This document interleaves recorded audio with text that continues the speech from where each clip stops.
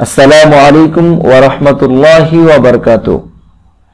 শুরু করছি দাওয়াতুল কোরআন চতুর্থ শ্রেণী বালিকা শাখা তালিমুল ইসলাম প্রথম খণ্ড। আমরা গত পড়ার মধ্যে যেটা পেয়েছিলাম যে ঘরে নামাজ পড়লে বা মসজিদে নামাজ পড়লে বান্দা আল্লাহ তাআলার সামনে হয় নাকি হয় না। তো এখানে বলা হয়েছিল যে ঘরে পড়ুক অথবা মসজিদে পড়ুক, দুটো জায়গায় আল্লাহ তাআলার সামনে হয়। তার কিছু অংশ এখানে দেখা যাচ্ছে। নামাজ পढ़ो चाहे घर में, अर्थात मस्जिदे पढ़ो अथवा घरे पढ़ो, लेकिन मस्जिद में नमाज पढ़ने का सवाब बहुत ज्यादा होता है, किंतु मस्जिदे नमाज पढ़ले अनेक बेशी सवाब है। अर्थात अल्लाह ताआला सब जगह सामने थाकेन, किंतु मस्जिदे नमाज पढ़ार द्वारा एक बान्दा अल्लाह ताआला बेशी नैकट्य अर्जन करते पारे।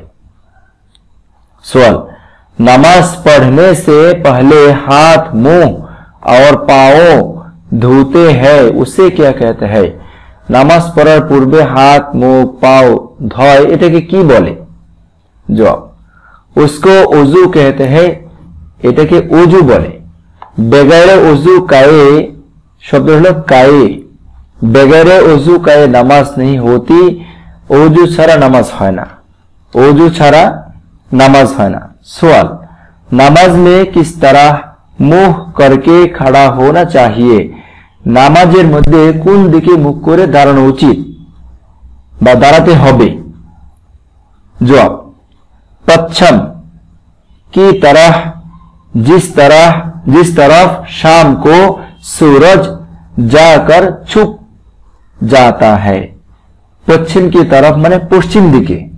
এখন পশ্চিম কি সেটা বলা হচ্ছে जिस तरफ शाम को सूरज जाकर छुप जाते हैं, যেদিকে সন্ধ্যার সময় সূর্য অস্ত যায়, যেদিকে সন্ধ্যায় সূর্য অস্ত যায়।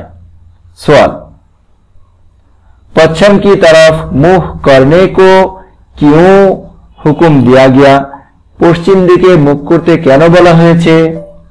जवाब, मक्का मुअज्जमा में खुदा ताला का एक घर है। मक्का शरीफेर मध्य अल्लाह तालार एक घर आछे। एक घर है माने एक घर आछे, जिसे काबा कहते हैं, जेटाके काबा बोले। उसी की तरफ नमाज में मुख करना जरूरी है। ওই কাবার দিকে, ওই ঘরের দিকে মুখ করাটা জরুরি। और वो हमारे शहरों से पश्चिम की तरफ है, এবং ওই ঘরটা, ওই ঘর যেটা কাবা ঘর, সেটা আমাদের শহর থেকে পশ্চিম দিকে।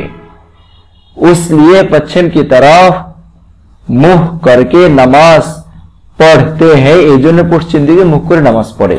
सवाल, जिस तरफ मुंह करके नमाज पढ़ते हैं, যেদিকে মুখ করে নামাজ পড়ে, उसे क्या कहते हैं, তাকে কি বলে? আমরা পরের পেজে এটার উত্তর পাবো ইনশাআল্লাহ দেখে নিব। এই পর্যন্ত এই পেজ হলো ইনশাআল্লাহ। আসসালামু আলাইকুম।